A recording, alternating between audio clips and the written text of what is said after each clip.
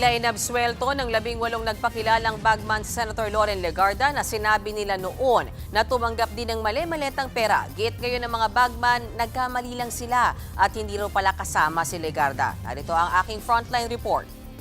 Habang gumugulong ang Blue Ribbon Consultative Meeting ng Gatchalian Block, ang 18 nagpakilalang bagman umano ni Zaldico biglang lumitaw sa Senado. Pero hindi sila dumiretso sa plenaryo kung saan ginagawa ang Blue Ribbon Meeting, kundi para magsagawa ng sarili nilang presscon sa 5th floor sa opisina ni Senator Robin Padilla. Ayon sa abogado ng 18 bagmen na si Attorney Levi Baligod, handa silang magpunta sa Blue Ribbon Meeting. Pero sana raw mag-inhibit sa pag-preside si Senator Erwin Tulfo na siyang chairman ng Senate Blue Ribbon Committee dahil dawit daw ito sa issue.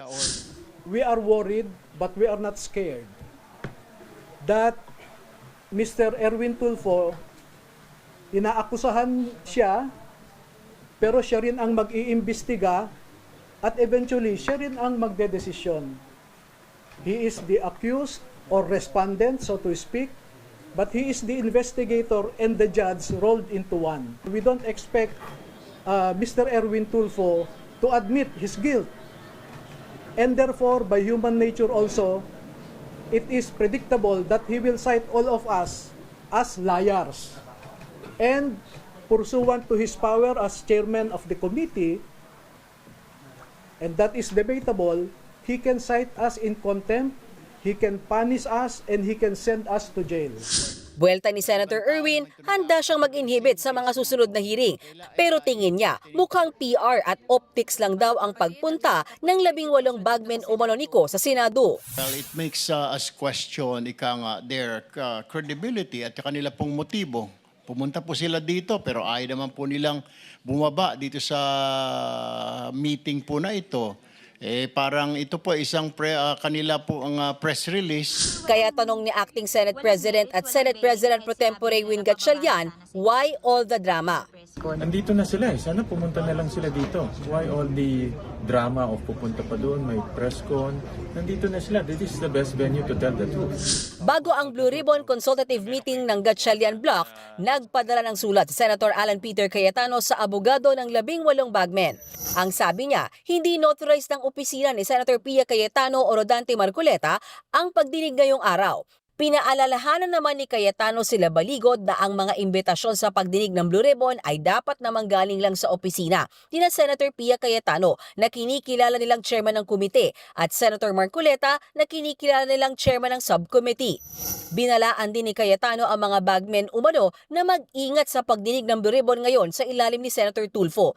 Hindi raw kasi magagarantiya nila Cayetano ang proteksyon at procedural safeguards para sa mga witness. Pero buwelta ngayon ng Blue Ribbon ng Gatchalian Block, ang ginawang pagdinig noong Huwebes ay hindi lehitimo at isa lang daw press con.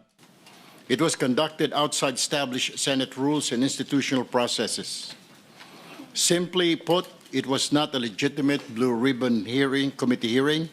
It was irregular, a house show, as you may want to call it, a make-believe investigation masquerading as an official Senate proceeding. That the so-called Blue Ribbon Committee hearing conducted last Thursday, June 4, was illegal, void ab initio, and had no binding effect. It is in this context that today's public consultation and organizational meeting of the Blue Ribbon Committee is being called to order. And we hope that with this proceedings, we will be able to get to the bottom of the truth. Si Senator Raffy Tulfo naman tinawag na live selling ang ginawang hearing nung nakaraang linggo. Wala siyang pinangalanan pero may patutsyada si Senator Raffy sa senador na tumawag na bayani sa 18 bagmen umano niko. Kung matatandaan, Senator Loren Legarda ang nagsabi niyan. So, the people using them portray them as heroes. God damn. Sabi nga ng isa sa mga senador na dumalo nung araw na yon, bayani daw po sila. Pero nakakaya naman po sila sa iba nating mga bayani. Na itong 18 kargador na ilang taon nagtrabaho kay Zaldico, may 7 years at 9 years at nagbitbit daw, sabi nila, ng sangkatutak ng maleta ng pera. At bigla na lang tinubuan ng konsensya at ngayon ay naninira ng buhay ng mga inosenteng tao, ay tatawagin nating bayani. Pasensya na. Hindi ako papayag na matabi ang mga sinungaling nito kila Jose Rizal, Andres Bonifacio at mga dakila nating OFWs. Hindi naman dumalo ang ilan pa sa mga inimbitahang kongresista pero nagsabi raw ang Secretary General ng Kamara dahil merong interparliamentary courtesy. Dumalo naman sa consultative meeting ng Senate Blue Ribbon Committee ang pamunuan ng NBI kung saan sinabi ni Director Matibag sa kanyang ulat sa mga senador na base sa kanilang pag-aaral sa mga salaysay at testimonya ng 18 nagpakilalang bagmen ni Zaldico na marami daw butas, kaduda-duda at inconsistencies sa mga puntos nila kaya hindi raw magamit sa paghasampa ng kaso sa korte. Tingin din ng NBI mukhang coached o itinuro lamang sa mga witness ang kanilang salaysay. Walang dokumento. Ang ebidensya ay puro salita lamang, walang kasamang pisikal na ebidensya. Sa report kahit may subpoena, walang naipakitang original photographs, receipts o bank statement ang grupo. Ang laman ng bag ay kadalasang hinuhulaan lang. Marami rin daw inconsistency sa mga pahayag. Kaya si Senator Gatchalian dismayado na hindi nakarating ang naturang mga resource persons. Marami raw kasi siyang tanong sa mga pahayag na binitawan ng 18 testigo.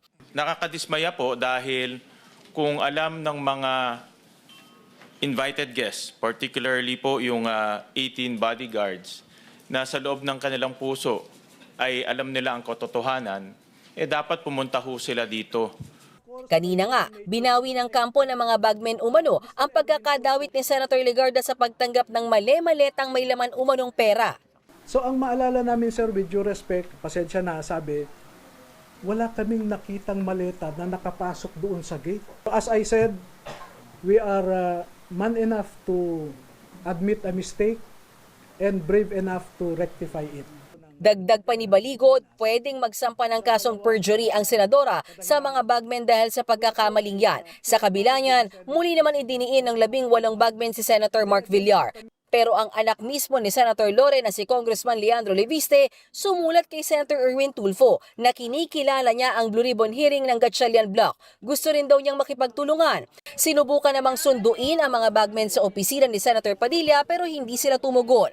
Nang patapos ang Blue Ribbon meeting, saka raw nagsabi ang 18 bagmen na handa na silang humarap. Yun nga lang, dahil sa nangyaring lindol sa Mindanao, tinapos na agad ang hearing. Mga kapatid, Mean Los Baños po, huwag magpahuli sa mga balita at impormasyong dapat ninyong malaman. Para sa mas malawak na balitaan at diskusyon, mag-follow at mag-subscribe na sa social media pages ng News 5.